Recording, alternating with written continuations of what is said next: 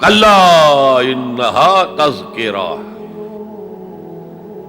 یہ لفظ بہت اہم ہے. تذکرہ، ذکرہ، تذکیر، فذکر بالقرآن، کیا معنی ہے اس کے؟ یاد دہانی صحیح ترین ترجمہ ہے، یاد دہانی. ایک ہے کسی کو کچھ سکھانا، نئی بات سکھانا، ایک ہے یاد دہانی. اسے ایک چیز معلوم تھی، کوئی بھول گیا، یاد کرانا. جیسے آپ کے کسی دوست نے آپ کو بہت قیمتی قلم دیا تھا، آپ نے اسے بہت سنبھال کر اپنے ٹرنک میں رکھ دیا. اب سال ہا سال ہو گئے، نہ دوست سے ملاقات، نہ وہ یاد. اچانک آپ نے کسی روز ٹرنک کھولا اور وہ قلم آ گیا، تو آپ کو دوست یاد آ جائے گا کہ نہیں؟ اسی لیے قرآن آفاق و انفس کے لیے آیات کہتا ہے. ہم اپنی آیات دکھائیں گے تمہیں، نشانی جس کو دیکھ کر تم ہمیں پہچانو گے. اور تذکرہ کا مطلب کیا ہے؟ پوٹینشلی ایمان ہر انسان کے دل میں موجود ہے. یہ جو روح جو ہمارے قلب کی مسکن نکین ہے، اس میں اللہ کی معرفت بھی ہے، اللہ کی محبت بھی ہے. البتہ ذہول کے پردے پڑ گئے ہیں، بھول اور نسیان طاری ہو گیا ہے.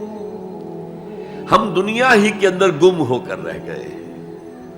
ہماری ساری دلچسپیاں دنیا سے ہیں، لہذا ہماری توجہ ہی نہیں ہے. ورنہ ہر انسان کے دل میں یہ جو یہاں ہندوستان میں کہتے ہیں آتما اور پرماتما، آتما اور پرماتما کا تو تعلق بہت گہرا ہے. ابتدا میں بنا دی گئی تھی ارواح، جب ہم سب کے سب تمام انسان آدم سے لے کر اور تا قیامت جو انسان آئے گا دنیا میں، ان سب کی ارواح پیدا کر دی گئی. اور پوچھا گیا الست بربکم قالوا بلا، یاد ہے؟ لہذا یہ تذکرہ ہے، یہ یاد دہانی ہے، تمہارے اندر موجود ہے. اللہ کی معرفت بھی موجود ہے، اللہ کی محبت بھی موجود ہے.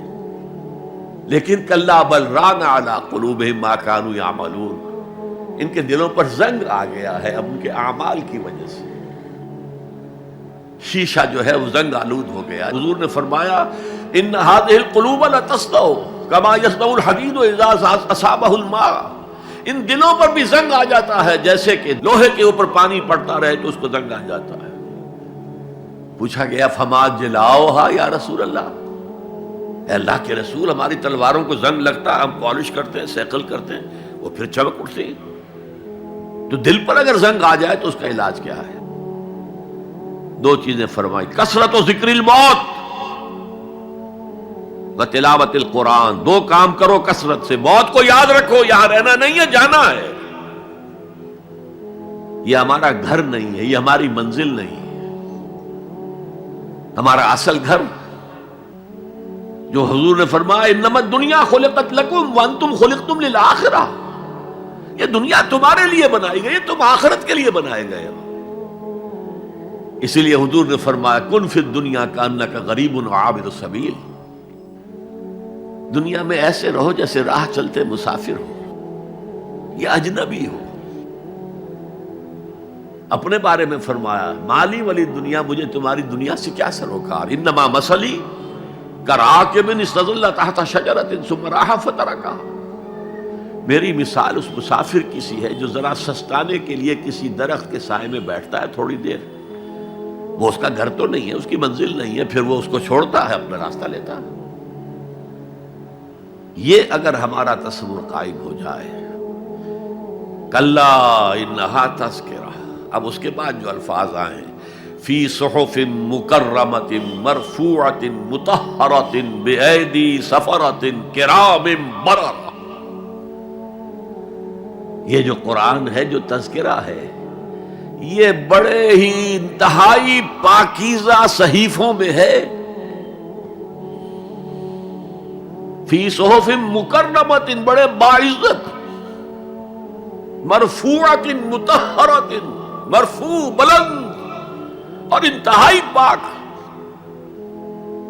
بے ایدی سفرۃ، یہ کن کے ہاتھوں میں ہے؟ لکھنے والے وہ فرشتے.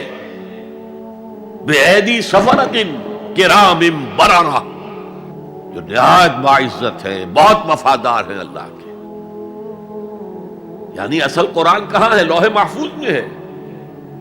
اصل قرآن کہاں ہے؟ ابھی اگلی جو پڑھیں گے ہم، کتاب مکنون، چھپی ہوئی کتاب کے اندر ہے۔ اصل قرآن کہاں ہے؟ وَإِنَّهَا لَفِي أُمِّ الْكِتَابِ لَدَيْنَا لَعَلِيٌّ عَظِيمٌ، یہ تو اس ام الکتاب میں جو ہمارے پاس ہے، بہت بلند ہے اور بہت عظمت والا ہے۔